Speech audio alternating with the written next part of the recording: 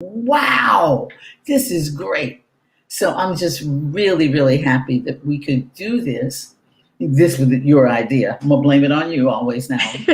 So now Carol Crawford, senior scholar guide with Black Paris Tours. I'm Ricki Stevenson. I'm the founder of Black Paris Tours, and you can find out all about who we are, what we did, all that sort of stuff as we go along. And we're on Facebook, we're on Instagram. We have a fabulous web page that's www.blackparistour, no S at the end.com. So we invite you to join us on social media, on our webpage. But right now, the biggest thing that's happening is happening today in Paris, or for Nawo, who's 9 hours ahead of where I am in Oakland, California. It's already happened. Mm-hmm. And Nawo, would you talk about what you saw today? Well, France has decided to open a bit more, not completely, but to open a bit more. So the cafes and restaurants and museums and other events like that are open now. Wow. Cafes and restaurants, only the terrace. We can't go indoors yet. Indoors will be next month. Okay. But she said terrace. That means, for those of you in the United States, that's the terrace or the patio. Terrace, yes. So the typical French cafe terrace. Yeah. And so that was nice. I mean, it was rainy today, so to sit at the terrace, we had to choose between two storms, I'd say.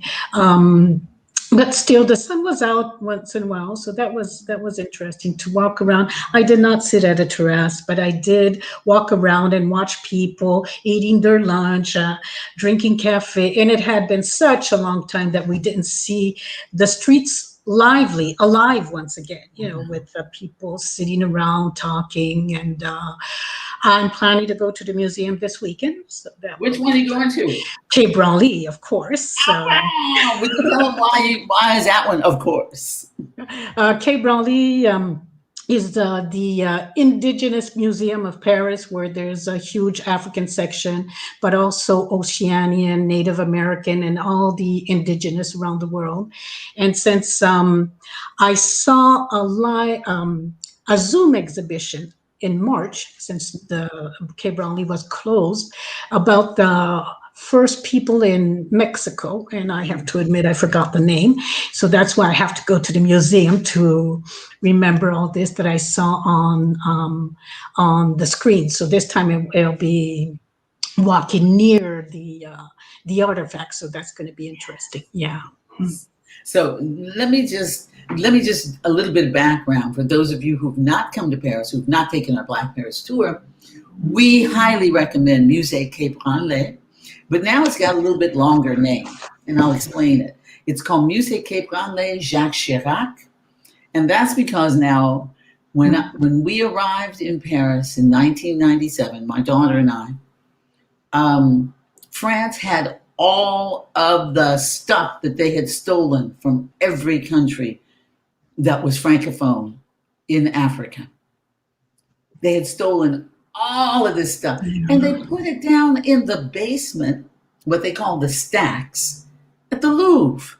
So African leaders like President Mandela, like the leaders of Nigeria, Ghana, Mali, I mean, they all were like, we want our stuff back. Give us back our stuff. Give us back. And so I didn't know this. President Chirac, who I really liked. I thought all French presidents were like him. I mean, he seemed to have good sense.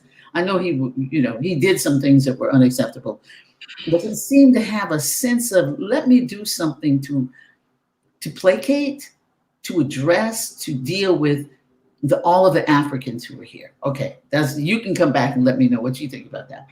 So what President Chirac did after he was feeling the pressure to return everything that had been stolen from Africa was he said, I got an idea. We're going to take all your stuff and we're going to put it in one museum. And it's going to be climatically controlled, and it'll have nice lighting. And we're going to make it really pretty. So you all can come and visit your stuff whenever you want. But we don't want to give it back. And for some countries, that was like, okay. For other countries, they were like, that's not going to work. So there was a big controversy when Musée Quai Branly opened in 2006. I'll never forget that. But it has been one of the most interesting museums. We went to exhibitions there. Oh, there was a fabulous exhibition on Paul Robeson. There was a wonderful exhibition, kind of a replay of a 1900 exhibition that Dr. Du Bois had staged at Grand Palais. And so that's my feeling about Musée Quai Branly. You want to add anything now? Well, Quai Branly, yeah, I think it's really a nice museum. The architecture is really, I appreciate the architecture. There's a lot of space, so even if there are a lot of people who come to the museum, it doesn't feel stuffed and crowded. They were last year or maybe the year before with this COVID year. I kind of forget. I have a hard time knowing when was it. Yeah, 2019, 2020. But at one point they were renovating a space where they had all the musical instruments. When we go, and they wanted it to be more accessible to the visitors. And I haven't seen it since they have renovated this space, so I'm going to see it this weekend as well. And I hope that we can move around in that section, because it's true that they have really wonderful, beautiful musical instruments from around the world. So yeah, I do appreciate this museum. There's so much to learn about, and such great seasonal exhibitions that each time I'm just, amazed on the pieces that they're able to gather from around the world to have a great seasonal exhibition like this one about Mexico. Yeah. So what about the politics of Musée Quai Branly? What's your thinking about, what they've... I mean, I do understand that the countries want their arts back since they were taken and not given, so they say, yeah, they gave them. But I mean, did the colonies really have a choice, to keep their pieces? We can always, discuss about that. I'm not sure that they really had the choice. So even if they say that there are gifts, there are, kind of painful gifts. Yeah. And so I do understand that they want their pieces back. On another hand, because I live in Paris, I'm a little selfish and I would like to have my pieces right there. So, but I don't know. There are some countries I really do think that they could have them back.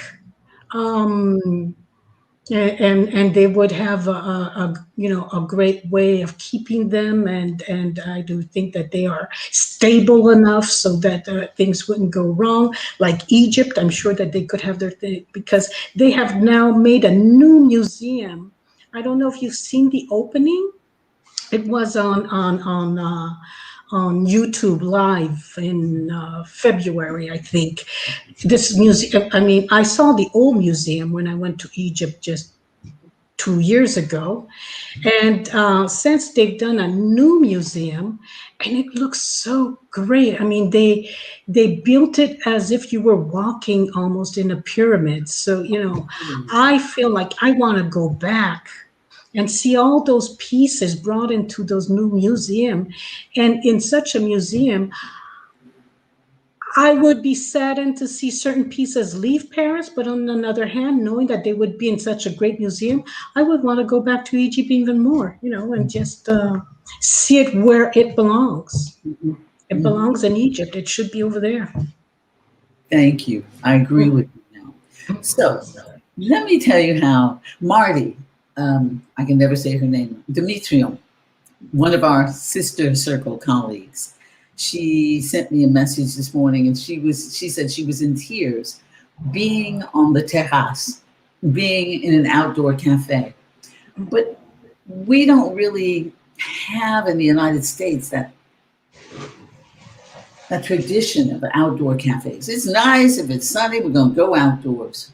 But her thinking about that was so deep that she said, to return to what is normal life, to be Yes. outside, to have a coffee followed by a dinner, followed by a dessert. That this, she said, had brought her to tears. Yeah. What's your feeling? How did you feel about being out? Well, I'm an early person. So this morning I got up at 6 and went to my balcony because I always salute the sun every morning when I look at the sunrise, and I have my little glass of water, do a little libation and salute the sun. Yeah. And so I was on my balcony, and at the corner of the street where I live, there's a little cafe. And this morning I was looking and said, what's that? Oh, they put the tables out. Oh, it's today. So that was your cafe is lively. Yes, and it is lively. Yes, it is lively. So, but not at 6 a.m. But I was surprised to see the tables were already there. The cafe was, the owner must have been so happy that he could finally open that at 6 a.m. the tables were outside. So that was a moment of joy. But it's true that the terrace are typically French, Parisian, that without the terrace, and we noticed that with the curfew and all that, when everything was closed, well, it's not Paris anymore.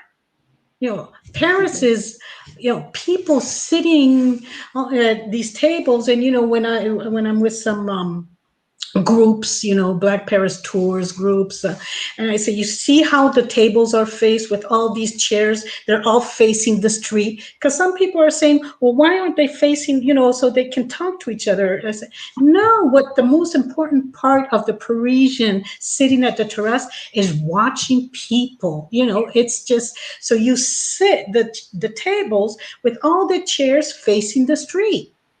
And you can talk to your friend that's on your side, or both your friends on both sides, but you look at what's going on in the street. And so that was missing. A lot of Parisians were thinking, well, how can we know what's going on in this city if we can't sit at a terrace?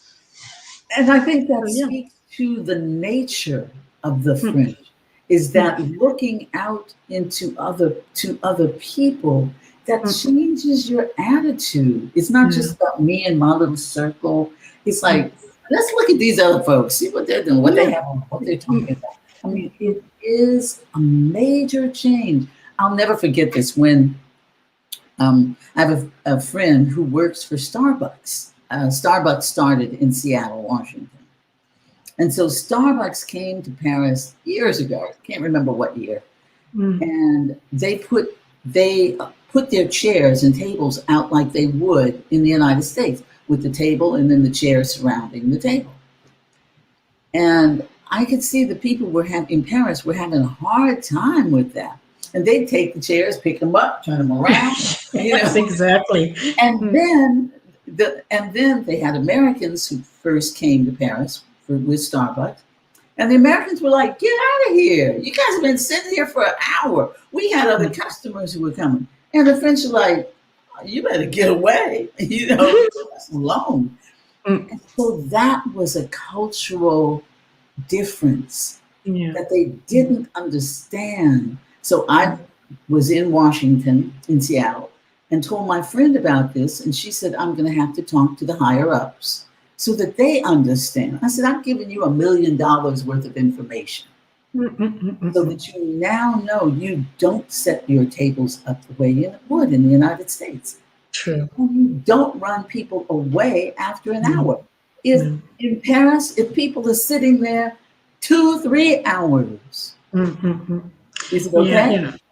It's absolutely okay, just with a coffee or whatever you're drinking, as long as they don't need the table. And for Parisians, if all the tables are not taken, then they don't need yours, and you can stay as long as you want, because if anybody comes in, there are other spare tables, so you don't have to rush us out of the cafe. Same thing for restaurants. I mean, as I was saying to some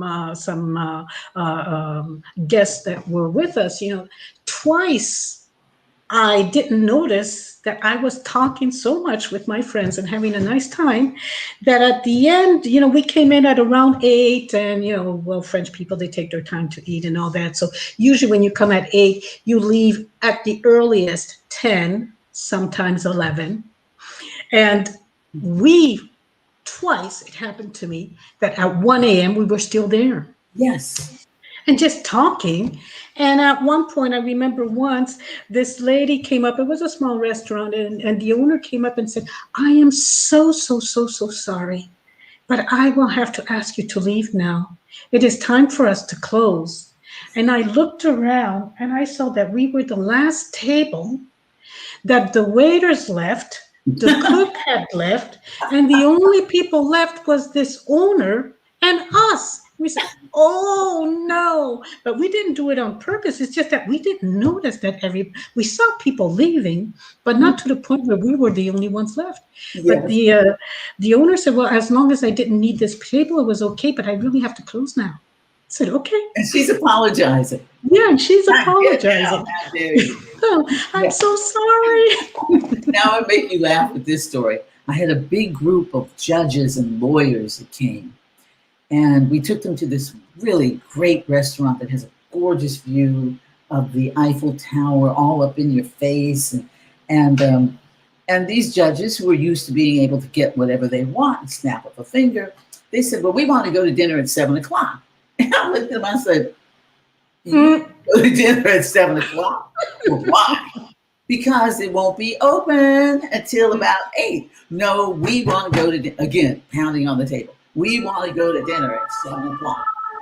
I said, "I'll tell you what, I'll call them, I'll see what's up, but I'm not going to be there until 8. I told them, I said, "Do not even look for me until 8:00.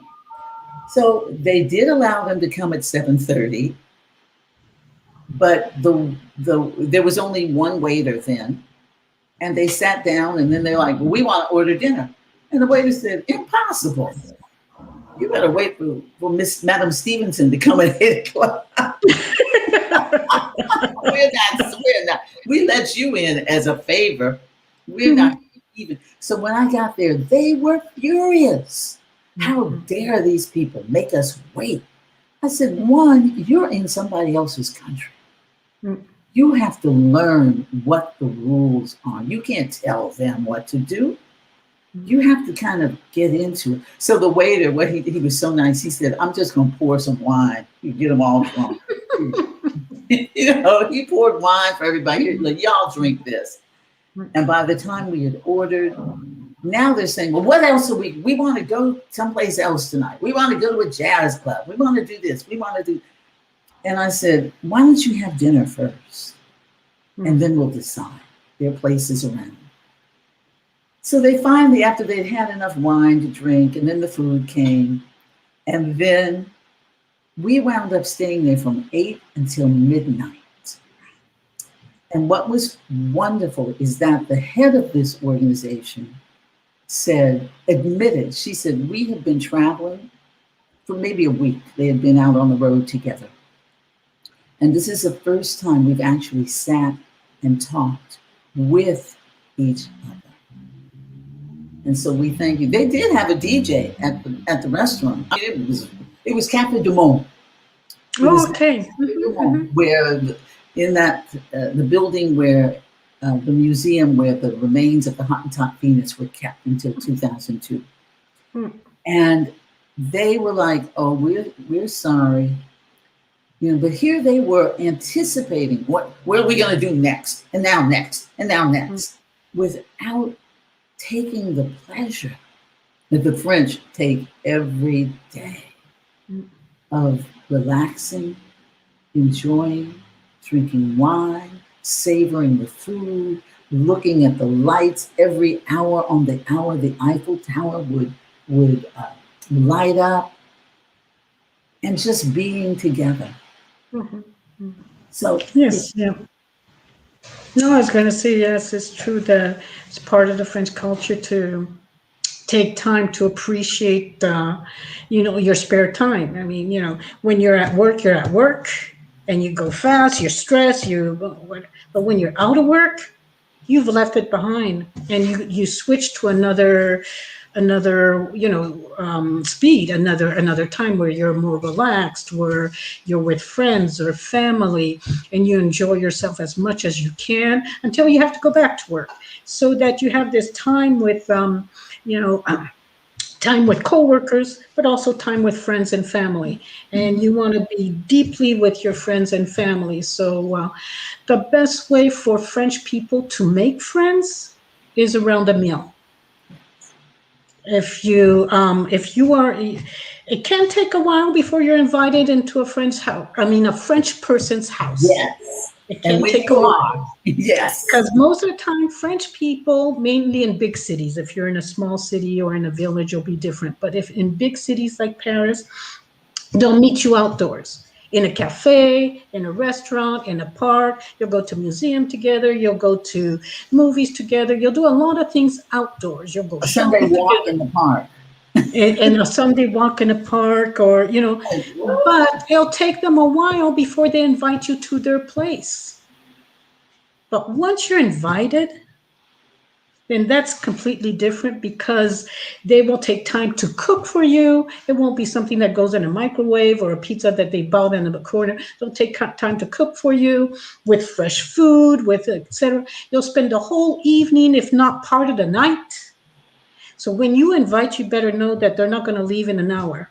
They're going to leave around. I mean, When they're they, finished. yeah, the first time, well, the first time, it might not have been the first time, but the first time that I really had time to cook and all that and have friends, around 11 midnight, I was getting a little tired, but my friends were just starting. And I was thinking, oh, this is my house. I can't just leave, can I?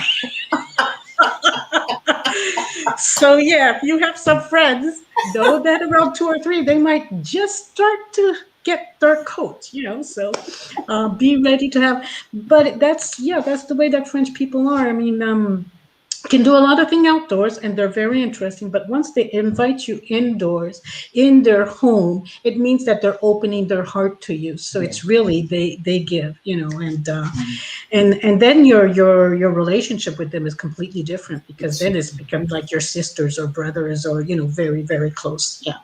Oh, okay, so I have two questions for you. I gotta give them quick before I forget. So, you know how in America people say, "Oh, let's get to lunch. Let's get together for lunch." Mm. And I was shocked when the French would say, "Okay, let's get together for lunch." And then the next day they're not. We came for lunch. Let's go.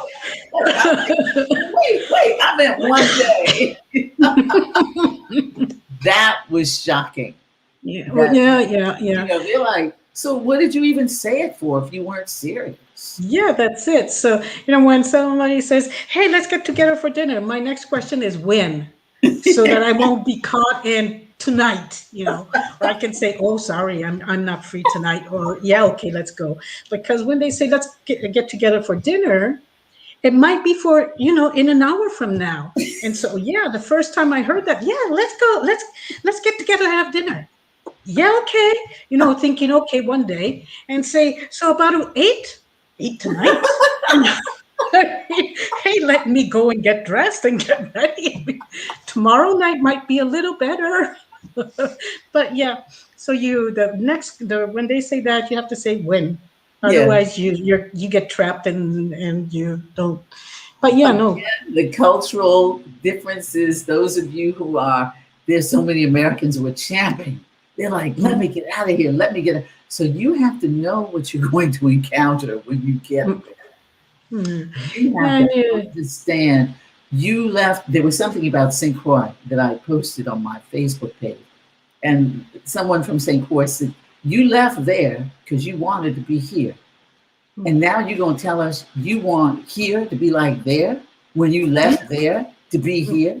Leave us alone. We are here because we want to be here. And you obviously are here because you didn't want to be there. I mean, it went on and on and Yeah, on. yeah, yeah, yeah. But the French are very, very proud, and I think justifiably so, of their culture. Yeah, Well, some yeah, aspect. they are.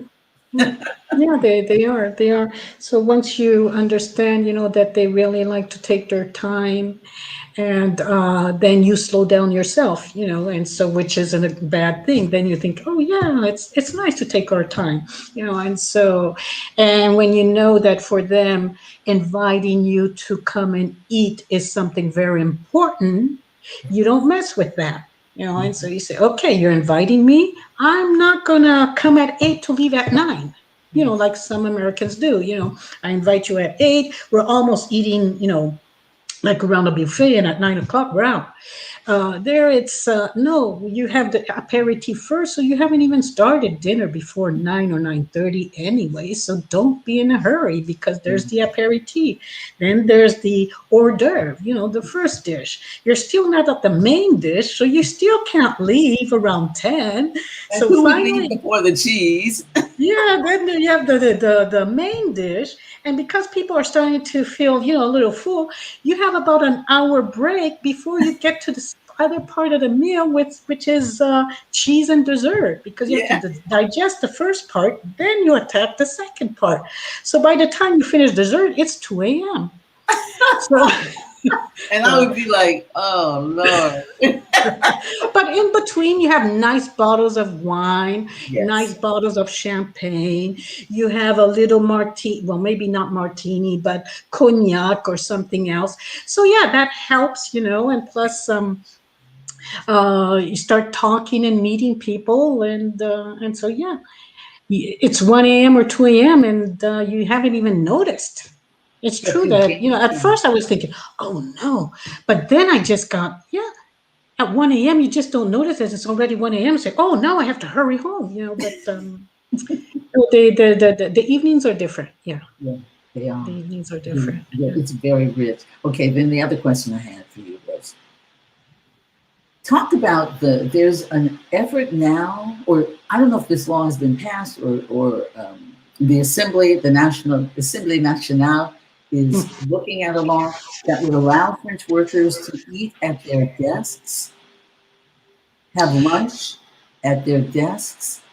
What Mm. did when you heard that? What did that say to you? What was your response? I mean, that's the excuse of COVID, so that people will not go, and eat in the Yes. main area, or if they have, like a lunch space at work, Mhm. so that 20 people won't end up in that, small space, that some of them can eat at work. Um, I know that some people did it. I mean, when I was working in an office, I would do it sometimes. I would just go and heat my food in the microwave, and then eat in my office most of the time. And then I would go out, because yes, it is typically French to not spend your lunch break at the office. So sometimes, because I was tired of always eating at the restaurant, sometimes you want to eat your own food.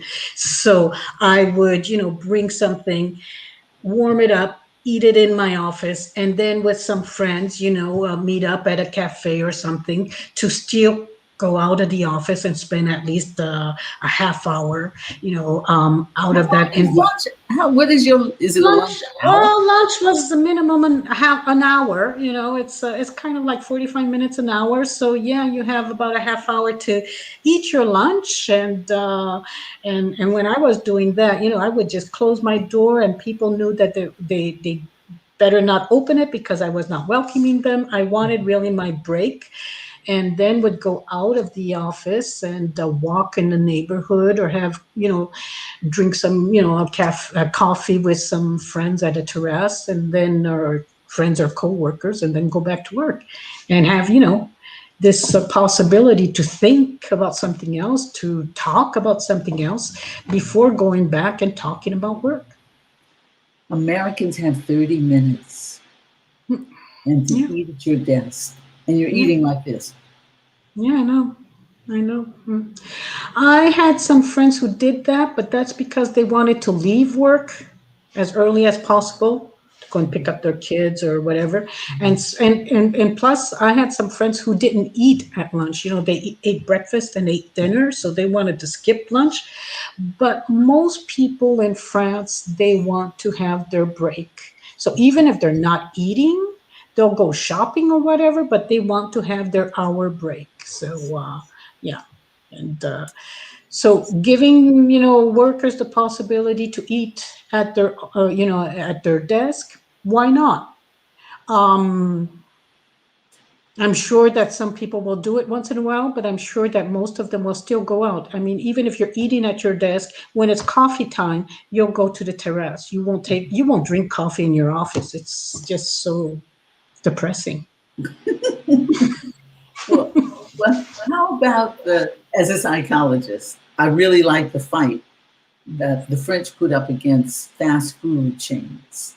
Well, let me just say it this way: how they forced, like when McDonald's came in, and it was there was McDonald's failed miserably initially, and then there was a black man who I can't remember his name right now, who was the one who was given the task, when everything fails. It's like, give it to a black man, see if he can do it. And he was given the task of seeing if they could negotiate with the French government to bring McDonald's in. And he made certain concessions, like, okay, we'll serve wine, we'll give them different foods, we'll put different cheeses on the hamburgers. We would use French grown meat and French grown produce instead of American imported stuff. And it made it. Macdo made it. But I wonder, with your psychological thinking, what do you see as the future for fast food and the impact on French culture?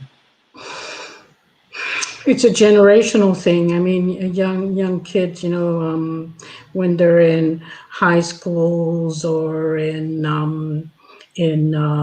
at the university or things like that, they will go to everything that seems young. So Starbucks and everything that seems young is American. I mean, that's the way that they think. So yeah, they will go to McDonald's and all that, and also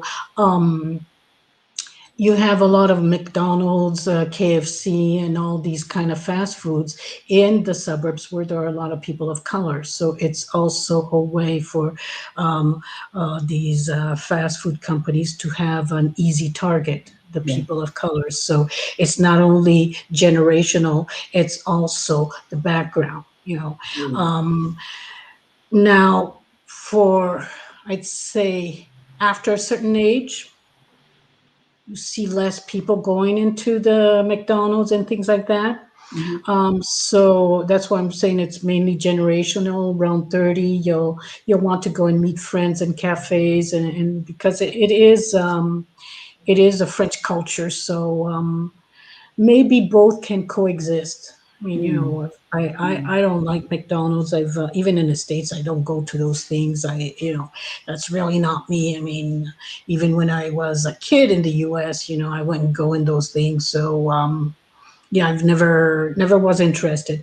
But I do see when I go, pass by one, that it's mainly people up to 20, 25, maybe 30 years old. The Yeah. majority of those who are in there, you see less people who are 35, 40, or 50. After around, I'm guessing somewhere around 25 and 30, they must be thinking, okay, we've eaten all the hamburgers that we could eat in life, so maybe we could try something else. And I like the so, fact that they're usually next door to a cafe. yeah, So yes, it'll be like, okay, the parents here, the kids here, yeah, and I also like now the fact that the doctors warn parents. They put out a warning to French parents. Your children. I'm sorry, I'm looking at mine. Okay, I'm good for that. Your children will suffer. The children in France were getting fat after 2 years of McDonald's being there. And they said, do not allow your children, do not take your children to McDonald's more than once a week. They even put warning signs on the sides of the boxes and stuff. Mm, mm, Do not let your children eat this food more than once a week. mm. It was amazing. Yeah, yeah, and it's true that there's not great food, but as you were saying, they are forced to obey to the European regulation when it comes to food. So it has to be fresh. Whatever they're selling, they have to Mhm. throw it away about a half hour later if they haven't sold it. They have to have just a certain amount of fat, a certain amount of oil, a certain amount of salt and sugar. And so, though it's still not perfect, and they have to have, yeah, only European meat and non-bleached chicken and, all these things. So, though it's not perfect, it's a little better than in other countries. That's all Yes. we can say. Yes. Yeah. So, Now, I have so enjoyed this conversation mhm. that all of you have. And remember, I said I was only going to keep it 30 minutes, but we've gone over just a little. And we'll be back next week with conversations. No, we're calling ourselves BIack Paris Tours Conversations. Yes. And Miguel will be with us, hopefully. No, Miguel will be with us next week. And I won't because I'm taking a week off. I'm going to Normandy to go to the sea. Yes. Since, France is opening, I'm going to go to Normandy and yeah. What's up walk there? near the Tell sea. them what, I got to go plug in real quick. Tell our watchers, our viewers, what's up in Normandy that you call it Normandy and I call it Normandy. Tell us what's up there. Yes, as I saw Didi writing down the moule frites, the mussel fries. That's typically Brussels or the northern part of France. They love mussels and French fries. Mussels cooked in white wine, I think with garlic or onion. Oh, you're killing me. Mussels with white wine and French fries. There's always this little battle between the north part of France and mainly Lille and Brussels between where did the French fries originate from.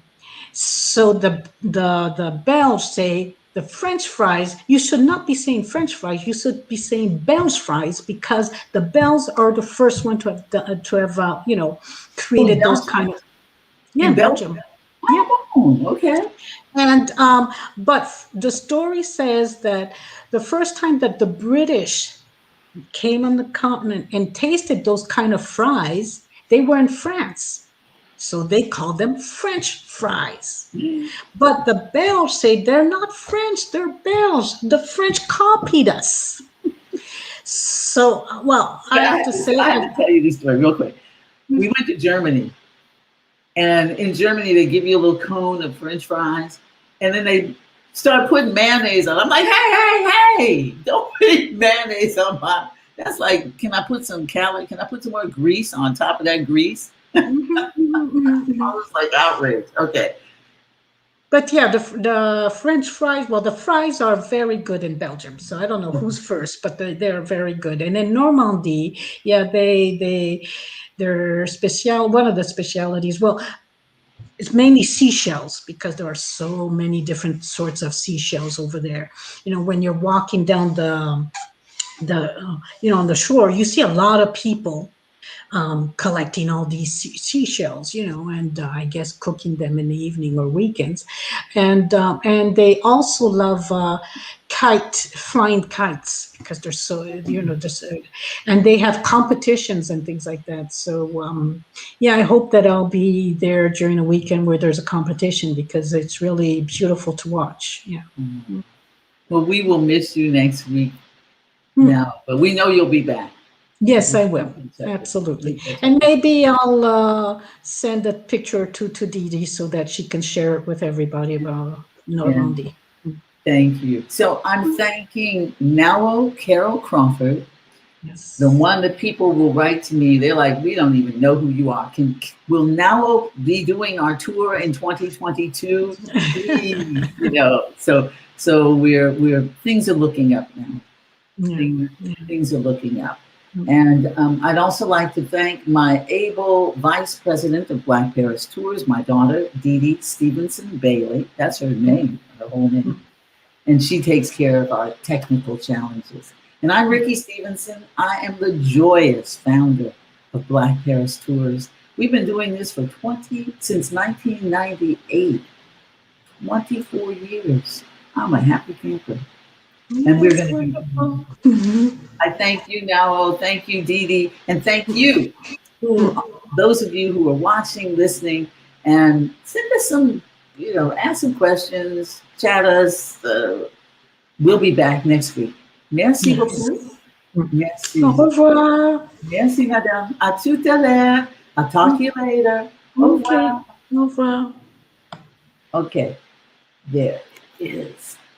We're still live.